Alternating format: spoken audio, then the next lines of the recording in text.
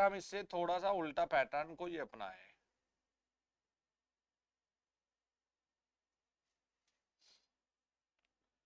भाई ये भी तो हो सकता है सेंस ऑफ बाइंडिंग।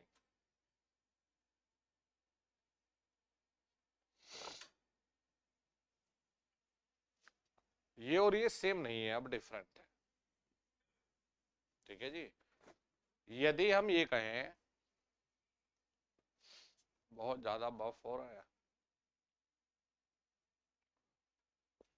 रिकॉर्डिंग कर दो है।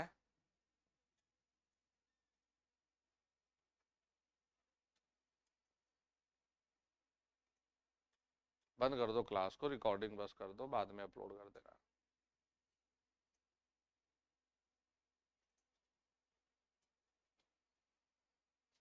नेट ही नहीं चल रहा ना है, कोई तार वार तो नहीं निकल गया? ये क्लास भी फिर चल रही होगी, बच्चे परेशान हो जाएंगे, उधर चल रहा होगा, उधर से बंद कर दीजिए आप, रिकॉर्डिंग चलने दीजिए। कोई नहीं, आप उधर जाओ, जल्दी से बंद कर दो उस क्लास को ना। देखो भाई, तो यहाँ पर ये कॉइल की जो कहानी है, अगर मैं करंट को बेटा ये लेता हूं, ठीक है भाई, तो बेटा यहां से जाएगा, पीछे से घूम के यहां हमें करंट देखिए इस तरफ देखने को मिलेगा।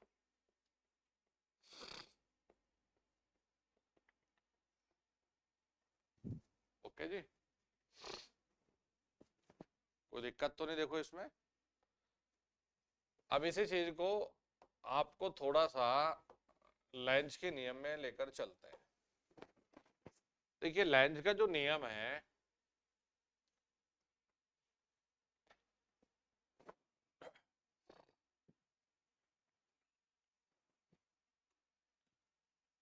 डेफिनेशन हम ऑलरेडी कल शायद पर देख चुके थे, हमें आज ट्रांसफॉर्मर में इसको लगाना सीखना है। किसी भी कॉइल में इंड्यूस्ड ईएमएफ की डायरेक्शन कुछ ऐसी होती है कि उसी कारण का विरोध करता है जिससे उत्पन्न होता है। अब देखिए, अपने दिमाग को थोड़ा सा ठंडा रखकर ये सोचना है कि यदि मेरे पास में यहां पर कोई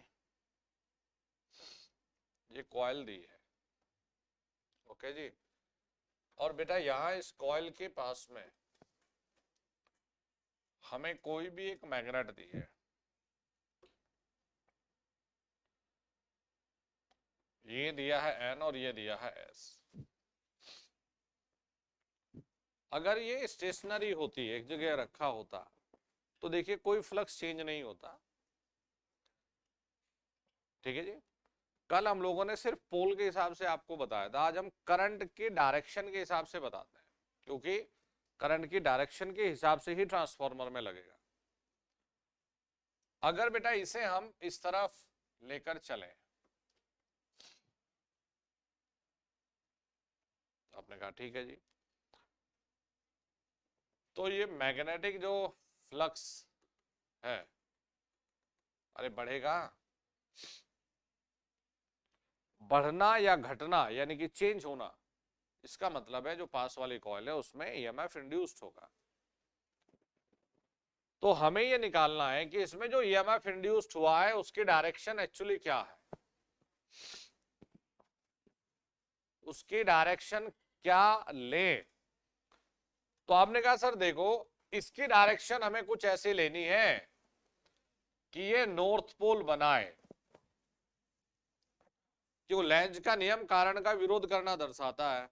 अगर ये इस तरफ को आने से जो एरो मार्क है ईएमएफ इंड्यूस्ड हुआ है, तो इसकी पोलैरिटी कुछ ऐसे लीजिए कि अपोज करे। तो आपने अपने दिमाग में सोचा एन आना चाहिए, और एन तब आएगा जब बेटा यहां एंटी क्लॉकवाइज है। करेक्ट जी। अब मान लिया आपने ये सोचा कि हमारे पास में जो ये एन और एस है,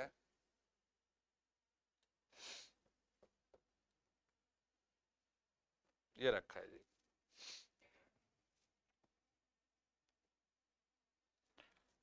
अगर हम ये कहें कि ये यहां से दूर जा रहा है, भाई फिर से फ्लक्स में चेंज तो होगा।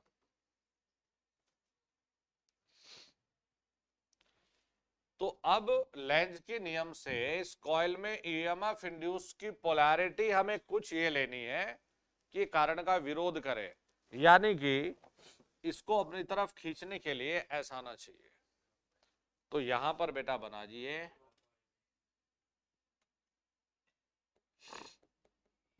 क्लॉकवाइज। ये एन और एस तो मैंने आपको समझाने के लिए लिखा है अभी, अदरवाइज हम सिर्फ करंट या ईएमएफ की पोलैरिटी पर बात कर रहे थे।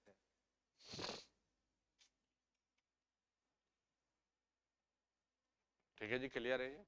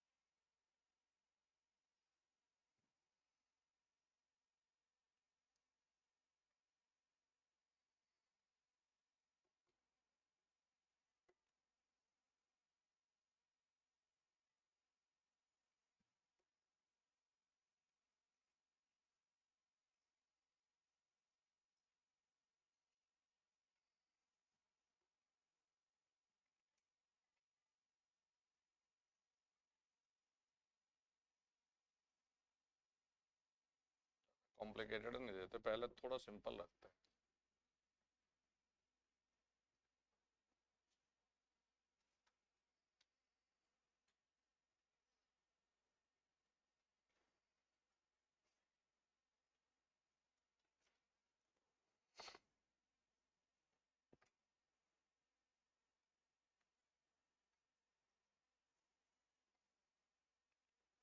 हमें कोई कॉइल दे दी यहाँ,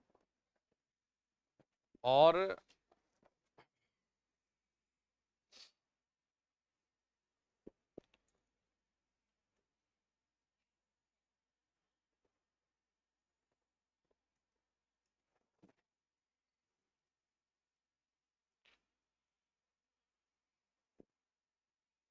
यहाँ पास में ये एन बनाया है, ये एस बनाया है, और ये मार्क है। ठीक है जी।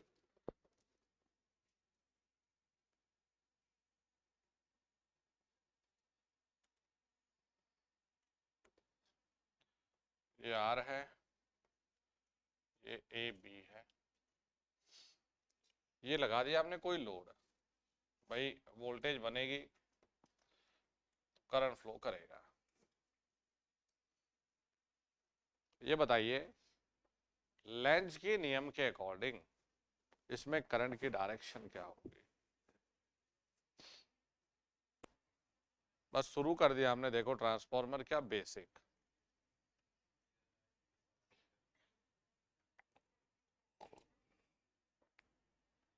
ऐसे नहीं दोस्त, प्लीज आप इस टॉपिक के B2A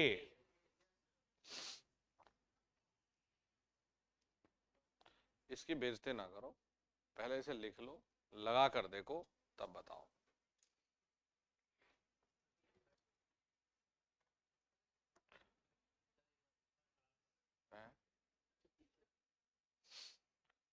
बेटा ये इस तरफ एक फोर्स लगाना चाहिए, ठीक है भाई, ओके जी। तो यहां पर हमें एन बनाना चाहिए,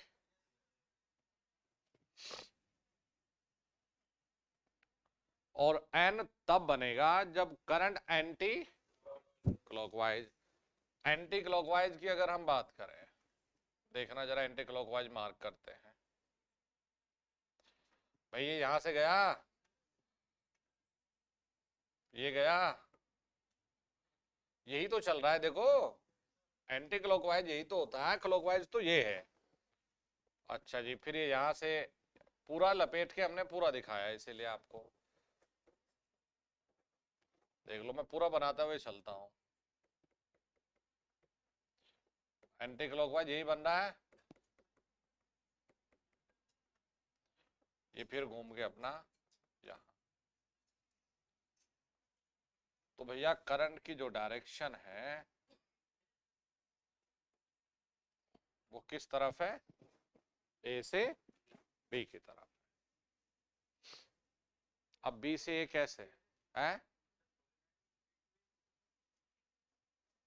मैंने तो लोड में कहा यार, मैंने लोड में ही पूछा ना आपसे, सोलेनॉइड में थोड़ा ना पूछा। मैं तो लोड में कह रहा हूं, अगर सोलेनॉइड की आप बात करते हैं इसके अंदर वाले की, तो वो तो बी से ए है ही ना। मैं तो लोड लगाकर पूछ रहा हूं कि यहाँ क्या होगा इस लोड में। तो भैया इस तरीके से लागू होता है हमारे ट्रांसफार्मर में वाइंडिंग के अकॉर्डिंग। अब देखो एक चीज और बनवाते हैं अभी आपसे।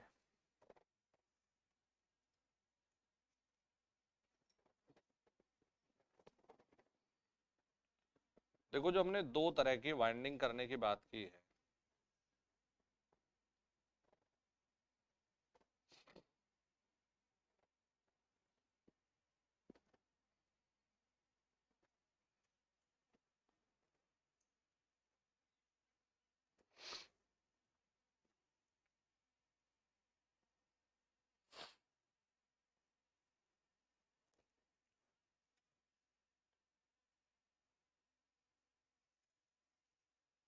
नींद को उतार लिया करो, ये 5-10 एग्जाम देने के बाद उतरेगी है। अरे यार मुझे पूरी रात से मेरी पूरी बॉडी में दर्द था, बुखार था, तब भी मेरे तुमसे ज्यादा अच्छा ऊर्जा का स्तर है। ये ऐसे कर रहा है जैसे पता नहीं क्या जंगली जानवर की तरह, और दांत दिखा रहा, दांत तोड़ दूंगा।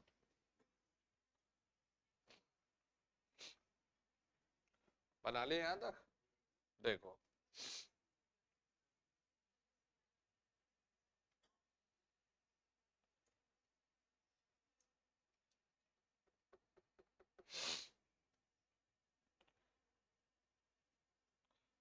बेटा, ये इस बार यहाँ ये मेन करंट इस वायर से ये फ्लो करवाया आपने, ठीक है जी। या ये कहें कि ये फ्लक्स की डायरेक्शन थी इस वायर में। हमने दो कॉइल रख दी यहाँ, इसमें किस तरफ नॉर्थ होगा किस तरफ साउथ, ये लेंज के नियम से बताओ।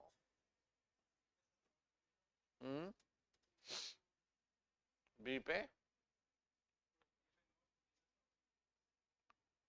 ए पे साउथ, ए पे नॉर्थ होगा, बी पे साउथ होगा, एन और S he. Magnetic flux in दोनों में जो ईएमएफ इंड्यूस्ड होगी, अगर मैग्नेटिक फील्ड की डायरेक्शन ये है, तो इन दोनों जो कॉइल है इनमें ईएमएफ इंड्यूस्ड होगी, होगी। तो बेटा ये किसके कारण हुई है, इस मैग्नेटिक फ्लक्स के कारण। इस मैग्नेटिक फ्लक्स की डायरेक्शन ये है ना, ठीक है जी। तो इन दोनों कॉइल से ईएमएफ की पोलैरिटी कुछ ऐसी आनी चाहिए कि इस मेन वाले फ्लक्स का अपोज करे, राइट ना। यानी कि मेन वाले फ्लक्स का अपोज करने का मतलब है बेटा इधर से आनी चाहिए नीचे की तरफ, यस और नो, आना चाहिए नीचे की तरफ। और इधर से नीचे की तरफ का मतलब ये है क्लॉकवाइज। ने दोस्त ये बताओ, तभी तो हो सकता है यार, गलत हूं तो बताओ है। अच्छा जी, अब हमने कहा कि सर देखो ये तो क्लॉकवाइज है, ये तो ऐसे है, और सर ये एन, भाई तभी तो होगा। तो दोस्त याद रखना कि ईएमएफ जो इंड्यूस्ड है या जो करंट फ्लो करते हुए हमें दिखाना था, हमने कहा जी देखो इस तरफ एस लाना था, इस तरफ है, तभी जाकर एक मैग्नेटिक फ्लक्स ऐसा आता कि, या एक ईएमएफ ऐसी कि जो कारण का विरोध करती, अपोज करता। तो ये हो गया जी हमारा एन और ये हो गया एस। ये इसलिए बताया है कि कहीं पर भी एक पोल तो आप दिखेगा नहीं, जहां पर नॉर्थ है यहाँ साउथ है। तो ऐसा जरूरी नहीं है आपने लिख लिया सर ये तो नॉर्थ था। एग्जामिनर आपको कंफ्यूज करने के लिए दो भी दे सकता है और बीच में से फ्लक्स को दिखा सकता है। अब देखो जी एक छोटा सा पॉइंट और है इसमें, लेंज के नियम में ही। मान लिया सेंस ऑफ वाइंडिंग अलग हो। सेंस ऑफ वाइंडिंग का मतलब था वाइंडिंग करने का तरीका डिफरेंट हो। तो वाइंडिंग करने के तरीके के अकॉर्डिंग हमेशा डिसाइड करना है, वाइंडिंग करने के तरीके के अकॉर्डिंग हमेशा डिसाइड करना है कि भाई किस तरफ करंट ऊपर है किस तरफ करंट नीचे है। रटना नहीं। देखो जैसे बेटा हम ये समझते हैं कि हमने यहां से कुछ एक करंट फ्लो करवाया, ओके जी, कुछ करंट फ्लो करवाया, तो हमें क्या देखना है कि भाई देखो करंट मतलब ये इस तरह से, तो हमें यहां मैग्नेटिक फ्लक्स यही तो देखने को मिलेगा यार।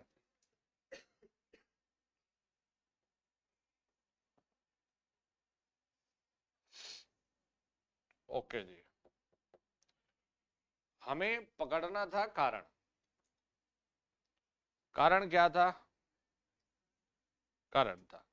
दूसरी चीज फ्लक्स चेंज भी था, फ्लक्स चेंज हो रहा है वो भी कारण है। अच्छा जी,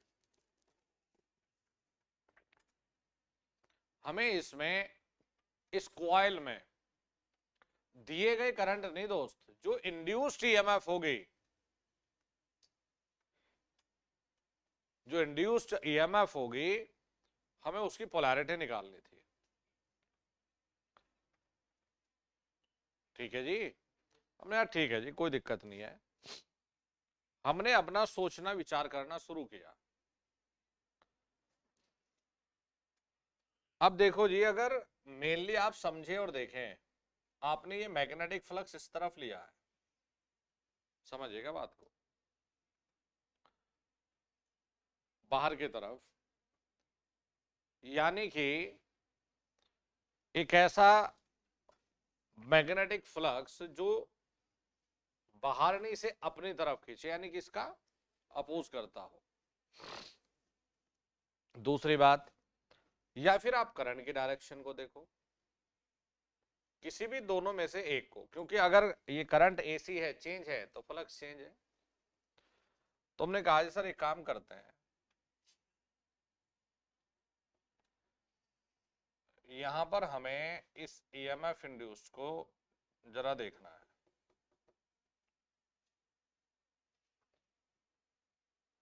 ठीक है भाई, चल भाई गौरव जी क्या क्या मार्क करे बेटा, इस पे हम लोग करंट ऐसे मार्क करते हुए चले, क्या करें बताइए? हम्म, क्या करें? ऐसे करते हैं,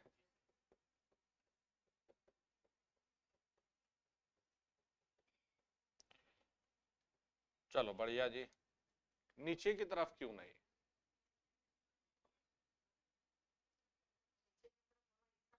हाँ ठीक है, कोई प्रॉब्लम नहीं। हाँ तो आपके अकॉर्डिंग तो देखिए हमने क्लॉकवाइज एक पोलैरिटी कुछ बनाई है, दिख रही है ना क्लॉकवाइज, दिख रही है। ओके, क्लॉकवाइज पे यानी कि इस तरफ अगर हम ये क्लॉकवाइज लगाने शुरू करें तो यानी कि साउथ दिखेगा, क्लॉकवाइज पे तो साउथ दिखता है। उससे चर्चा करते हैं ना। अरे तुम क्लॉकवाइज दिखाओगे ना ऐसे में, तो क्लॉकवाइज पे क्या बनाऊं? साउथ बनाया इधर नॉर्थ। तो कैसे फिट कर दिया आपने लेंज का नियम?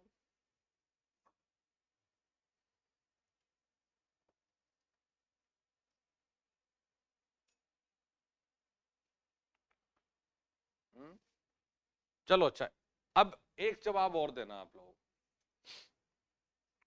इसका ही इस्तेमाल है हर जगह।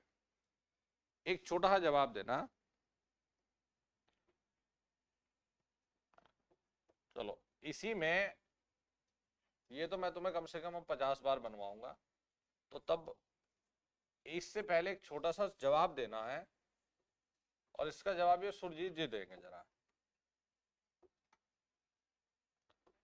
गलत बता रहे थे से आप, हेलो, गलत बता रहे थे से आप, इसीलिए इसका जवाब देकर देखो।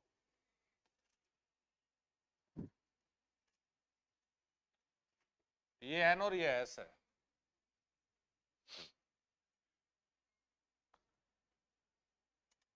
हमने कोई भी कॉइल बना रखी है, बताओ कैसे बनाए? यही बना ले।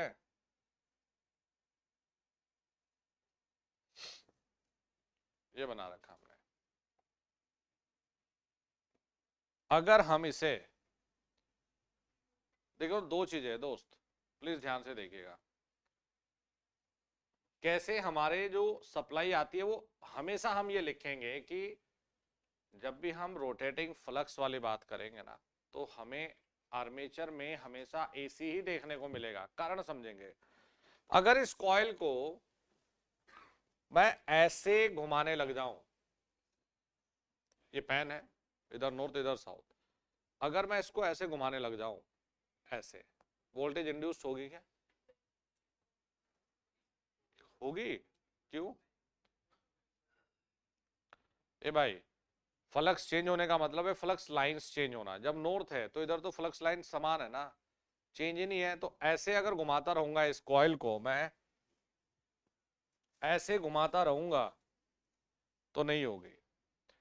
कब होगी? देखो देखो ध्यान से, कब होगी? जब इस पैन को बेटा हम ऐसे घुमाएंगे। देखो हो रहा है ना, देखो। अब ये बताओ कि जब इधर, ये फिलहाल इधर है बेटा, इधर नॉर्थ है इधर साउथ है, तो हमने कहा जी पहले नॉर्थ इसको कट करेगा। किसके कारण ईएमएफ इंड्यूस होगा? नॉर्थ के कारण होगा। तो जब नॉर्थ कट करेगा तो इसको ये अपने से दूर भेजना चाहिए। तो हमें इस तरह से बनाना है कि इस तरफ एन आना चाहिए और इस तरफ ऐसा आना चाहिए था, नॉर्थ के लिए ना। अपने से ट्राई करेगा कि भाई दूर जा। तो एन का मतलब यहां क्या था? Anti clockwise. तो इसमें जो करंट हमें दिखेगा जी, एंटी क्लॉकवाइज दिखा यार। ओ, उल्टा बना दिया ना, रुको।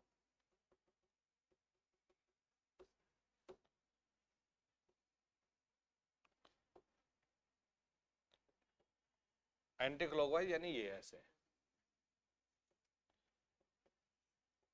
एंटी क्लॉकवाइज अगर बनाया तो यहां से देखो करंट गया जी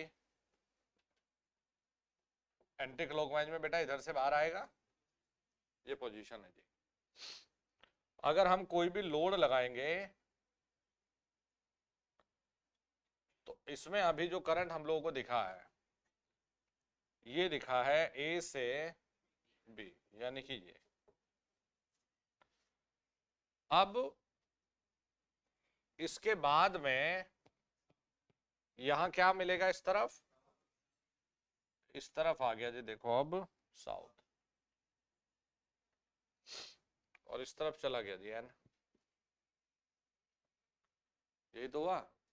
अब इसमें पोलैरिटी आनी चाहिए कि ये एस है जी, ये एन, कि अब ये दूर भेजे।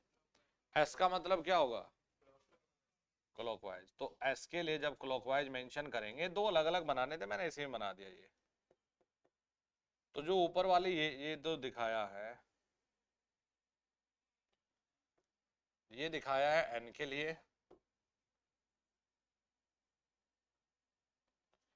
और नीचे वाला बेटा ये बनाया है एस के लिए। तो ये एन के लिए तो ये था। अब नीचे की तरफ मानिए कि ये, तो एस के लिए जो करंट बनेगा ये किस तरफ आएगा, बी से ए लोड में। तो यहां से हम लोग को ये पता चल जाता है, क्योंकि हमारे ट्रांसफार्मर ये सारे बेसिक ही है, तो यहां से हमें पता चल जाता है कि आर्मेचर में जब भी हम कहीं पर भी, जैसे रोटेटिंग मशीन तक में भी हम बात करेंगे, तो हम लोगों को हमेशा एसी ही मिलेगा, कभी भी हम लोगों को डीसी प्राप्त नहीं होता। आधे के लिए ये ए से बी था, दूसरे के लिए बेटा ये बी से ए था। क्लियर हुआ जी ये? जरा बनाओ इसको। अब शायद मैं और अच्छे से ट्रांसफार्मर में समझा पाऊं आपको कि लेंज का नियम किस प्रकार से लगेगा।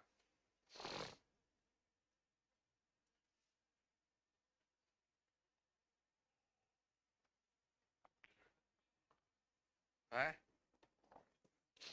इससे पहचान।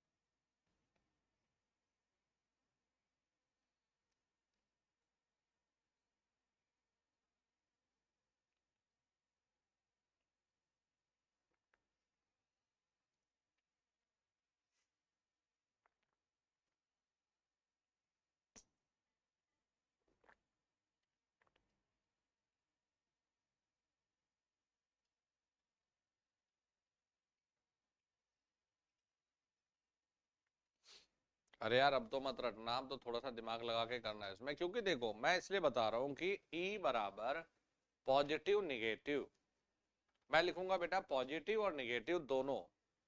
तो एक केस में यदि आपको एग्जामिनर E बराबर plus n D phi by d mention करेगा, तो अप्लाइड वोल्टेज और इंड्यूस्ड ईएमएफ की डायरेक्शन सेम आएगी। और यदि हम E बराबर minus n D phi by D t से स्टडी करते हैं, तो इंड्यूस्ड ईएमएफ और प्राइमरी अप्लाइड वोल्टेज के बीच 180 डिग्री आएगा। तो आजकल एग्जामिनर का ये भरोसा नहीं कि वो क्या पॉइंट पर सवाल पूछे, तो इसीलिए मैं दोनों केस आपको पढ़ाकर भेजूंगा। अगर कुछ भी मेंशन नहीं है देन 180 डिग्री। E बराबर minus n D phi by D t, mainly यही आता है पेपर में, लेकिन एग्जामिनर थोड़ा सा लॉजिकल अगर जाने लगा तो वो आपको घुमा नहीं सकता।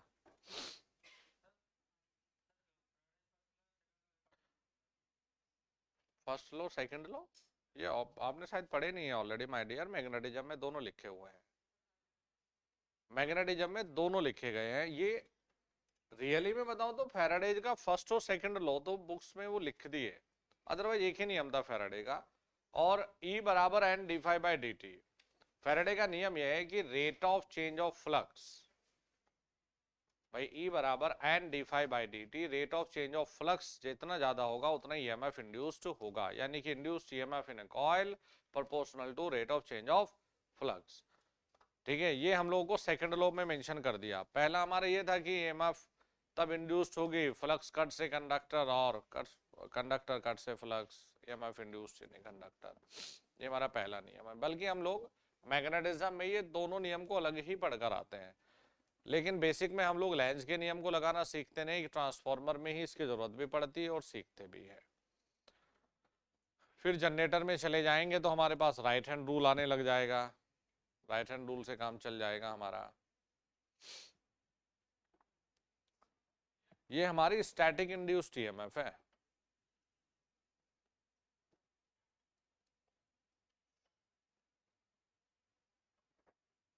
पूरी मशीन में यही आएगा आपके, diagram, circuits, derivations, numerical. Theory तो बहुत कम है मशीन में।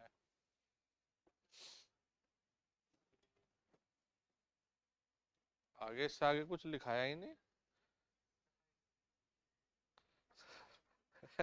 इसे ये फुल स्पीड में भाई ब्रेक ही नहीं लगा रहा है।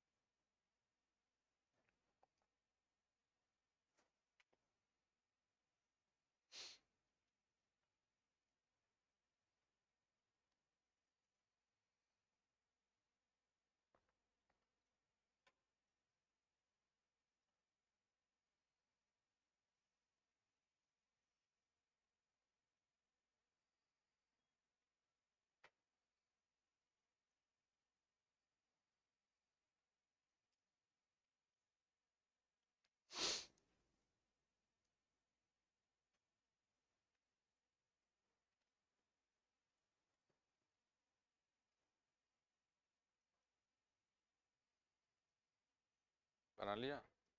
एक बार इन्हें रटना मत, इन्हें फिर से समझो।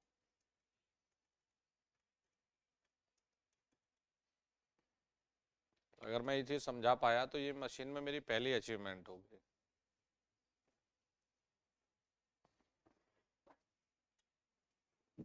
आप लोगों के बैच में समझने की कोशिश करेगी हमने क्या क्या चीजें बनाई हैं।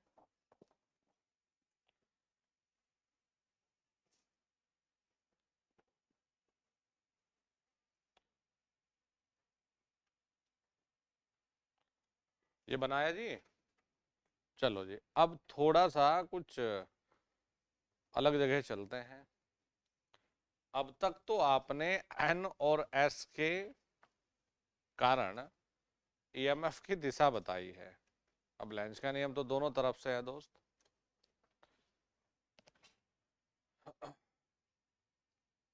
अभी यहां इस कॉइल में ईएमएफ कुछ इस डायरेक्शन में दी गई है।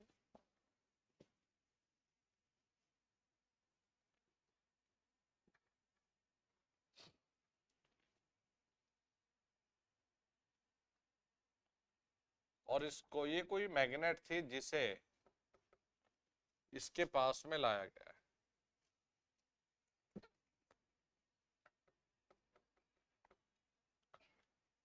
ठीक है बच्चों, तो उस मैग्नेट के पोल्स भी हम बता सकते हैं। करेक्ट जी। मतलब कहां से, ध्यान देना, ये डायरेक्शन जरूर होनी चाहिए भाई। किसके कारण, वो कारण का विरोध करवाना है तो कारण था आना है इसका। देखो यार, ये आपको जो दिया है एंटी क्लॉकवाइज, तो एंटी क्लॉकवाइज का मतलब है नॉर्थ, राइट जी। तो ये पास वाली इस तरफ आ रही है जी, तो इसे दूर जाना है जी। क्या बनेगा, नॉर्थ और साउथ। ये भी कर सकते हैं, कैपेबल है बेटा ये समझकर करने में। वेरी गुड, इसे कर सकते हैं, कोई दिक्कत परेशानी।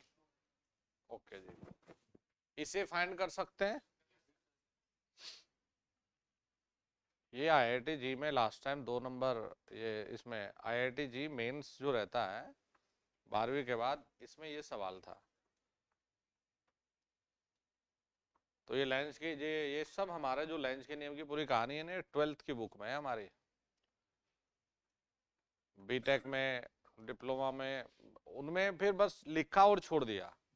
ई बराबर ये नहीं बताया कि प्लस से है माइनस से है, राइटर निकल लिया बच के। ये सब 12th की किताबों में बड़ा अच्छा दे रखा है।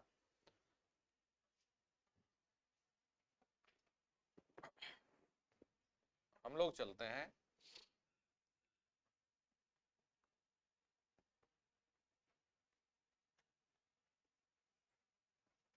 Transformer core construction. हम चलते हैं ट्रांसफॉर्मर के कोर की कंस्ट्रक्शन पर।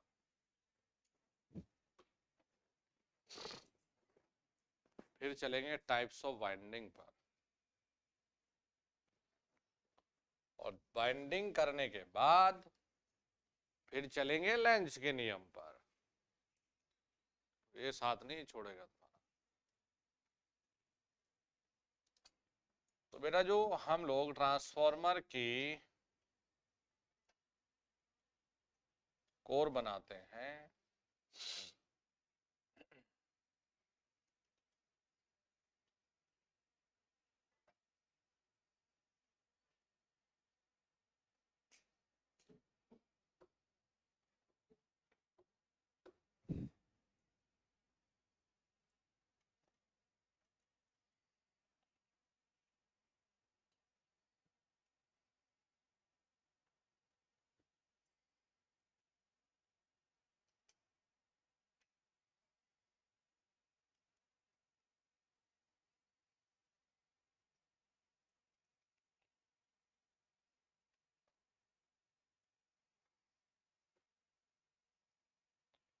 बनाई है जी हमने ट्रांसफॉर्मर की को।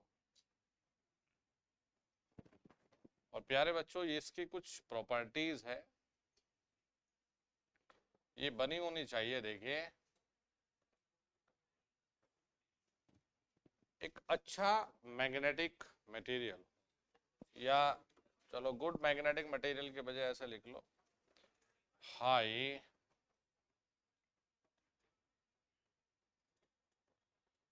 Permeability material, high permeability material called rolled grain oriented steel।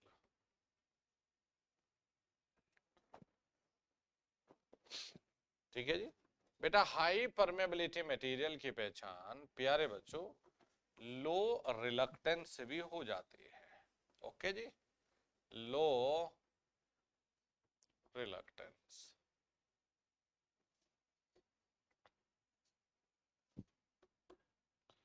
जैसे बना रहा हूं ना, इसके चारों तरफ ये चीजें लिखते हुए चलना, रिवाइज करने में बहुत मजा आएगा आपको।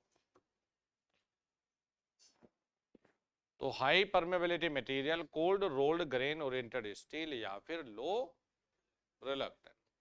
कई बार ये सवाल आता है कि यदि हम लोग हॉट रोल्ड, अभी यहां पर हमें कोर की बात करनी है, यदि बेटा हम hot rolled grain oriented steel की बात करते हैं, तो ये मानो कि ये 1.15 यानी कि 15% से 1.25, 115% से 125%, इसका मतलब ये है, ये हो जाता है जी इसका जो साइज है इतना इंक्रीज हो जाता है। अरे क्योंकि हीट ज्यादा होगी तो इसको डिसिपेट करने के लिए ज्यादा एरिया की आवश्यकता हमें होगी।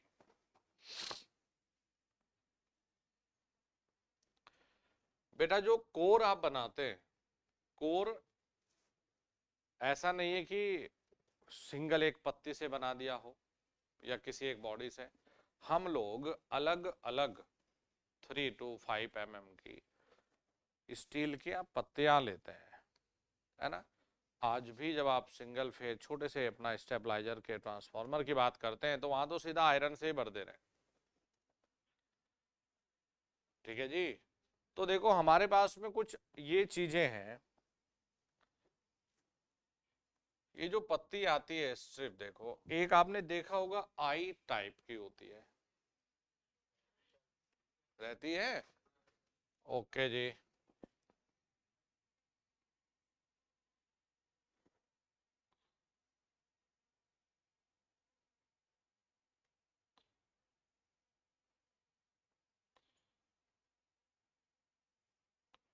एक ये ई टाइप भी रहती है।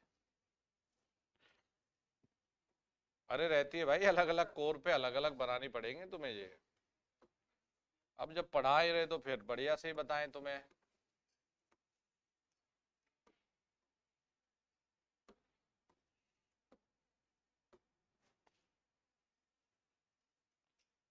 ये अलग अलग कोर की आप जब बात करेंगे, जैसे एक हमारे पास में यहाँ यू टाइप की भी हुआ करती है।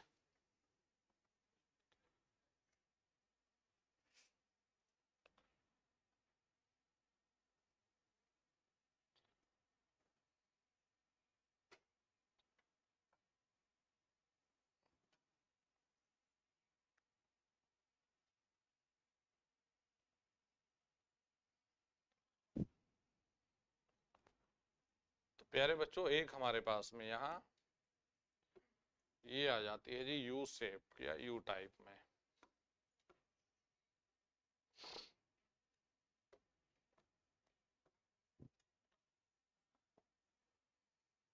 एक हमारे पास में यहाँ बेटा ये है जी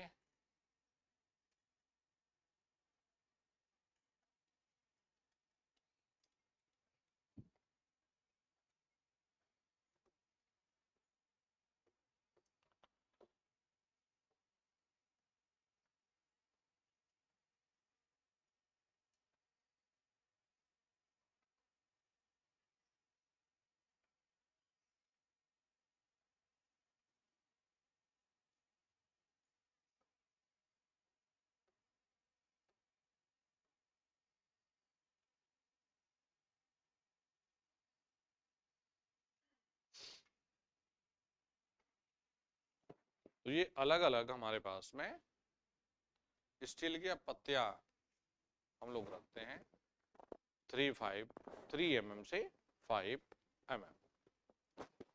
और यार कमाल की चीज ये है कि हम लोग एक सॉलिड बॉडी, यानी कि हम एक ही स्ट्रक्चर नहीं लाते, ये हम पत्तियों से अपना अलग अलग पत्तियों को जोड़कर तब जाकर हम कोर का निर्माण करते हैं।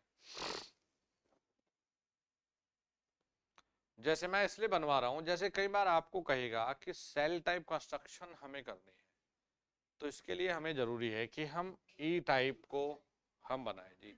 इस ई पर, ई को ऐसा करके हम लोग ये आई लगा देंगे, है जी। हमें जैसे ये वाला हम कोर टाइप में एल को ऊपर और नीचे से हम लोग लगा देते हैं, इसी को आई को ऊपर लगा दो कोर टाइप। तो अलग अलग से, मतलब इन्हीं को जोड़कर हमें अलग अलग सेल कोर का निर्माण करते हुए चलना होता है। देखिए जी, जब हम लोग इन पर वाइंडिंग करते हैं बेटा, तो वाइंडिंग की कहानी कुछ ये है।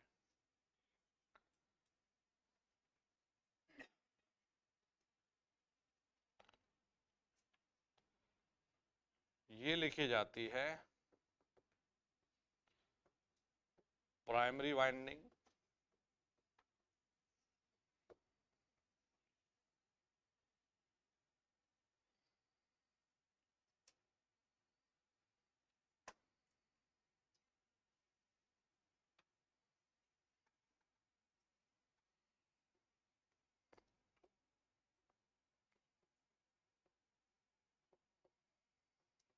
ये लिखी जाएगी सेकेंडरी वाइंडिंग।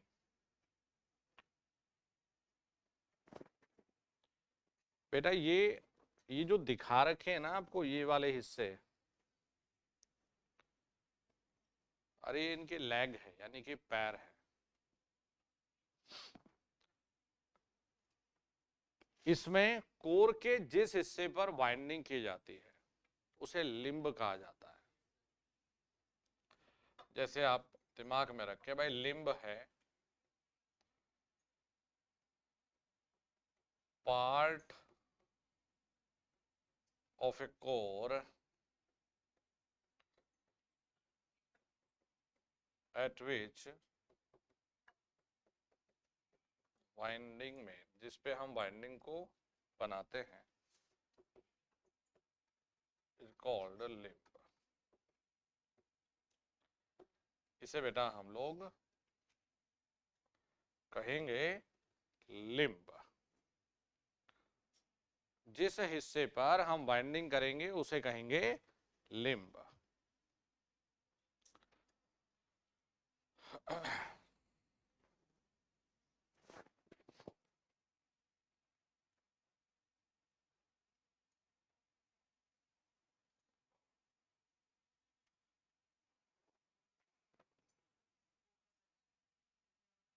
ऐसे तो वो वोल्टेज करंट रेटिंग के हिसाब से डिसाइड होता है। कोर का साइज तो आप जितना मर्जी बनाओगे, कहने का मतलब है जो आप ये पत्तियां लेते हैं वो 3 to 5 mm है। कोर का साइज कैसे फिक्स हो सकता है? एक छोटा ट्रांसफार्मर होता है, एक बड़ा ट्रांसफार्मर होता है, वो फिक्स नहीं है ना।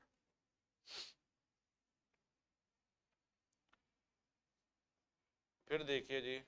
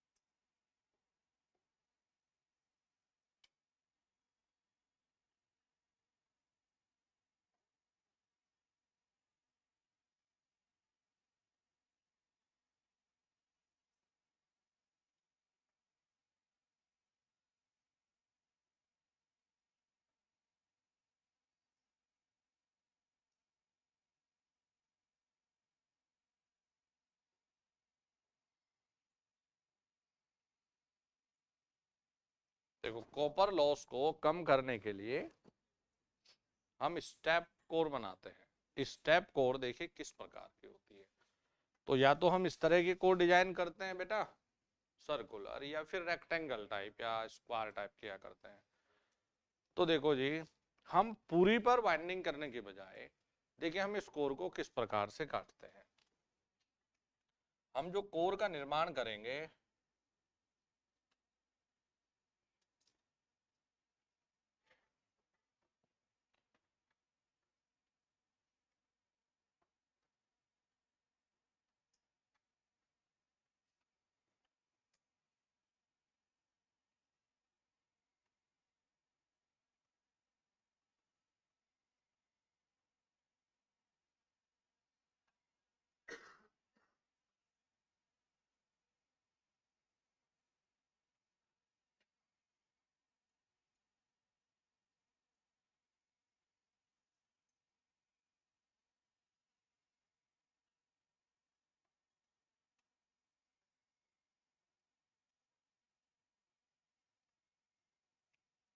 इस तरह की कोर को काटते हैं।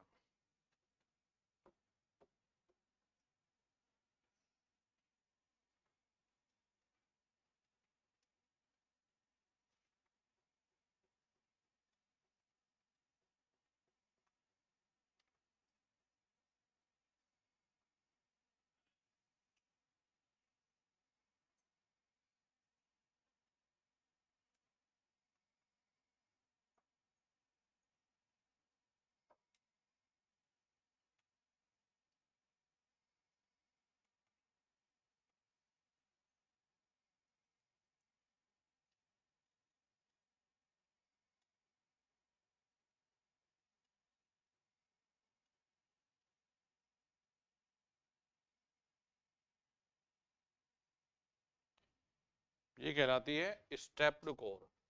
इसे भी हम एक साथ बनाने के बजाय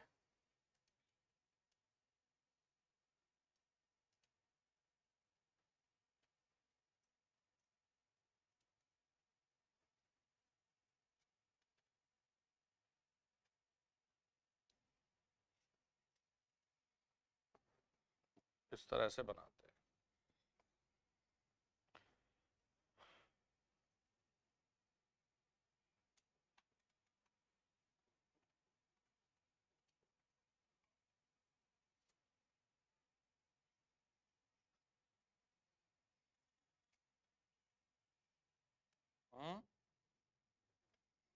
ये सब आएंगे कहीं ना कहीं ना, डेफिनेटली आ जाएगा जब कॉपर लॉस को कम करने की बात होगी, क्योंकि अभी मैं कोर की बात कर रहा हूँ। तो कोर में क्या क्या चीज हम करते हैं मैं सब बनवा रहा हूँ बेटा। तो ये कहलाती है स्टेप्ड कोर।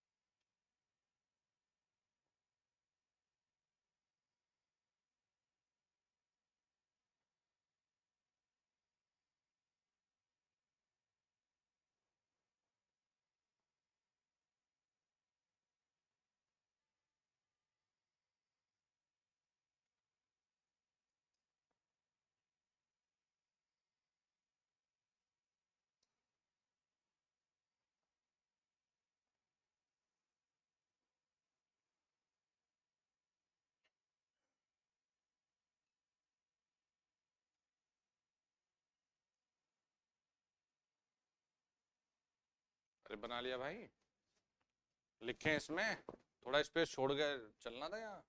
इसमें भी बहुत सारी चीजें जोड़नी है, लिखनी है। अरे वाह, मजा आ जाएगा।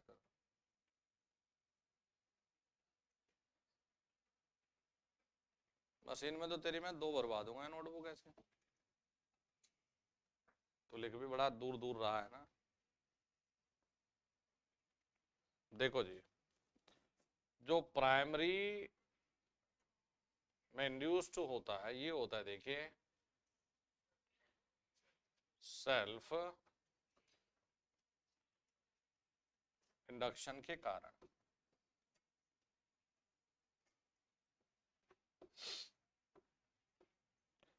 प्यारे बच्चों, जो सेकेंडरी में इंड्यूस्ड होता है ये होता है म्यूचुअल इंडक्शन के कारण।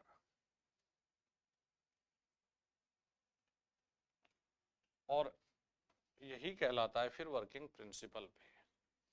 भाई सिर्फ प्राइमरी में ईएमएफ इंड्यूस करना थोड़ा ना उद्देश्य था, प्राइमरी में तो है ही था, हमें तो सेकेंडरी में करना। तो यहां लिखेंगे ट्रांसफॉर्मर वर्क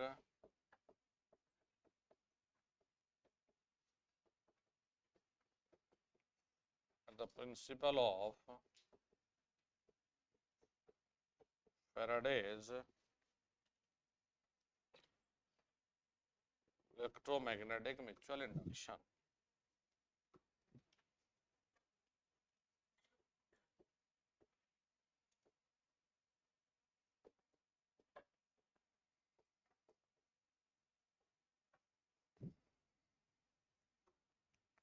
देखो ये दिमाग में रखो, ये अगर प्राइमरी में पूछेगा तो ये है, सेकेंडरी में पूछेगा तो ये है म्यूचुअल, लेकिन अगर सिर्फ वर्किंग प्रिंसिपल पूछेगा तो क्या है जी, म्यूचुअल इंडक्शन।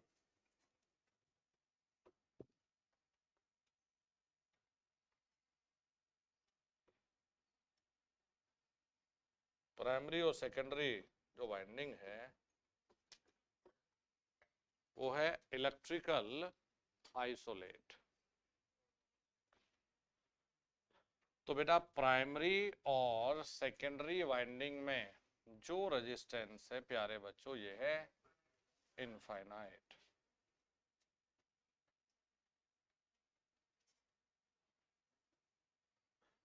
इलेक्ट्रिकली कनेक्ट नहीं है, मैग्नेटिकली कनेक्टेड है।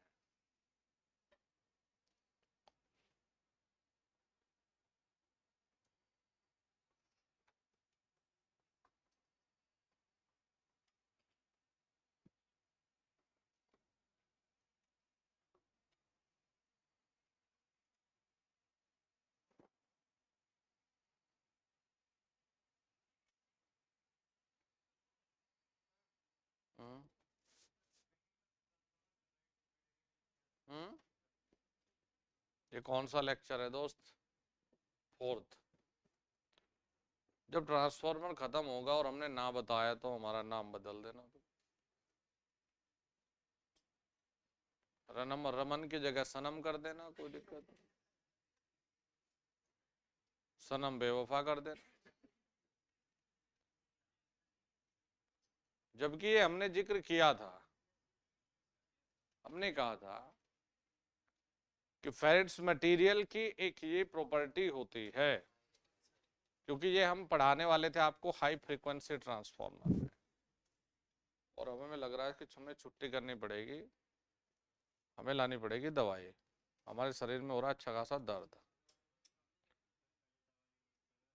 है। कल थी नहीं ना इतनी, कल तो नॉर्मल लग रहा था मुझे। हाँ हाँ दोस्त, हाई फ्रीक्वेंसी पर अगर पीई और पीएच की बात करें तो ये तो भयंकर हाई हो जाता, मेगाहर्ट्ज में रख कर देखो। इलेक्ट्रॉनिक्स में जो ट्रांसफॉर्मर है वो तो हाई फ्रीक्वेंसी वाले हैं, मेगाहर्ट्ज में रख कर देखो भाई, तो P proportional to F square and PH proportional to F, लेने के देने पड़ गए। फ्रीक्वेंसी बहुत हाई तो लॉसेस बहुत हाई। माय डियर, फेरिट मटेरियल की एक ये प्रॉपर्टी होती है कि मैग्नेट मटेरियल तो अच्छा है, लेकिन रजिस्टिविटी हाई है। तो यहां से ये समझ आता है कि अगर रजिस्टिविटी हाई है तो एडी करंट नहीं फ्लो करेगा, करेगा तो कम करेगा। तो हाई फ्रीक्वेंसी के लिए फेरिट्स यूज करते हैं। बेस्ट ऑप्शन अगर देखें तो फिर एयर कोर है। हाँ, फिर एयर कोर बढ़िया है। फेरिट्स में मैग्नेटिज्म अच्छा हो रहता है, एयर कोर में मैग्नेटिज्म अच्छा नहीं होता। तो वही एक फायदा एक नुकसान है, दोनों को करेंगे, अलग अलग जगह है। लेकिन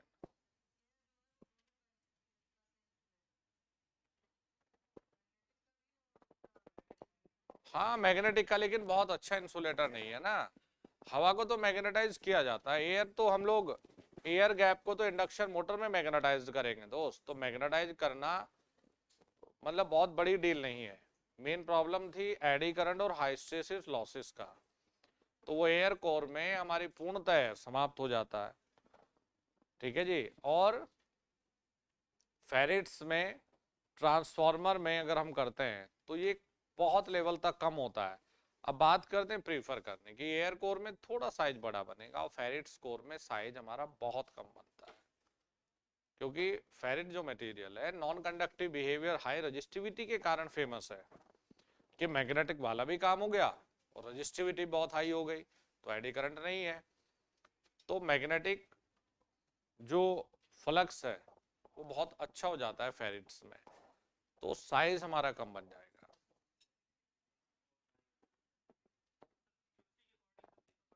हाँ डेफिनेटली, ये सब हमारे इलेक्ट्रॉनिक्स बेस्ड ट्रांसफार्मर है। ये देखो, फ्रीक्वेंसी ट्रांसफार्मर से नहीं बढ़ती चाचा, ये फ्रीक्वेंसी बढ़ाने की बात कर रहा है ट्रांसफार्मर से। शर्म नहीं आती ऐसे सवाल पूछते हुए? ये बोल रहा है कि फेरिट का यूज करेंगे तो फ्रीक्वेंसी और बढ़ जाएगी। बताइए, फ्रीक्वेंसी का क्या मतलब है फेरिट से? उल्टा ही समझ रहे हो। हम कह रहे फ्रीक्वेंसी हाई वाली पर इस्तेमाल करेंगे तो फेरिट यूज करने से लॉसेस कम हो जाएंगे।